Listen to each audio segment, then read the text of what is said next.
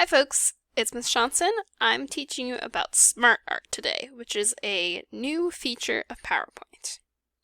So what is Smart Art? It might be easier for me to just show you. So if you go to Insert, you'll see these options right here with illustrations, something called Smart Art. You can click on this and it'll give you a whole bunch of different options. You can see what they look like there. It's basically a way to stylize your bullet points.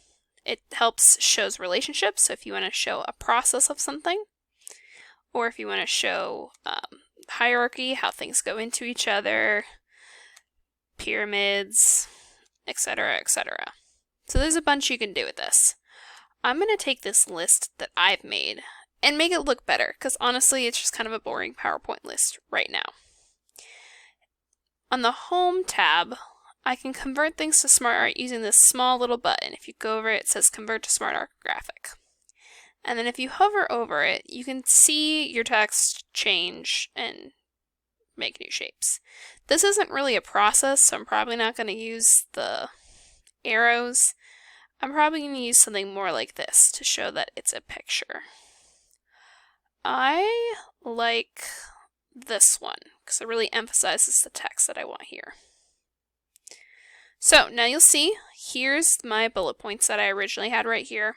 And whatever I type in here is going to change what's on there. So responsible and fun. I don't know. It updates. You'll notice that there's a new tab here too called Smart Art Design. Let's go from right to left.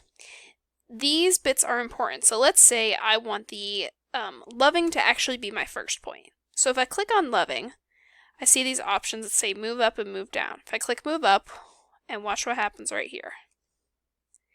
It takes everything. So it takes the loving and all of the bullet points under it and moves it up. And I can do the same thing again, so it's at the top. If I decided that I wanted to add something here, if I wanted to add a new point, maybe not right there, oops. Actually, this is a good example. This Get More Exercise is supposed to be under the Improves My Life. So a way I can show that is use the demote. So when I demote it, it goes under the Improves My Life.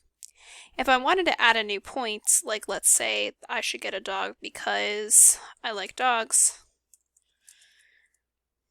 and I wanted it to be a new point, I would say promote.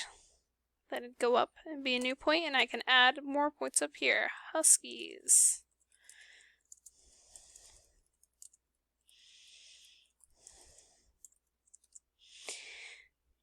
You get the point. You can also change the colors of this. So if you want to use any of the templates that they have, they're usually pretty good. If you hover over them, it'll tell you exactly what the name of it is. Let's do... Actually, I don't really like any of these. We'll do a nice green. That one. If you want to change the style of it too, you can also use this little drop down arrow and see which one you want. Again, these have specific names. You make them sort of 3D-esque, which I'm not sure if you'd ever want to do that, etc., etc. The other option is this format. So format lets you change the shapes and the text without using this color design. So if I wanted this specific one to be red, I could change the fill to be red. If I wanted the text to be, I don't know, something awful, blue, I could change the text to be blue. If I wanted to change the shape, if I wanted all of these to be circles, I could do that. I'm going to click and use Control to select all of these. I clicked and held Control. I can make all of them into circles if I want.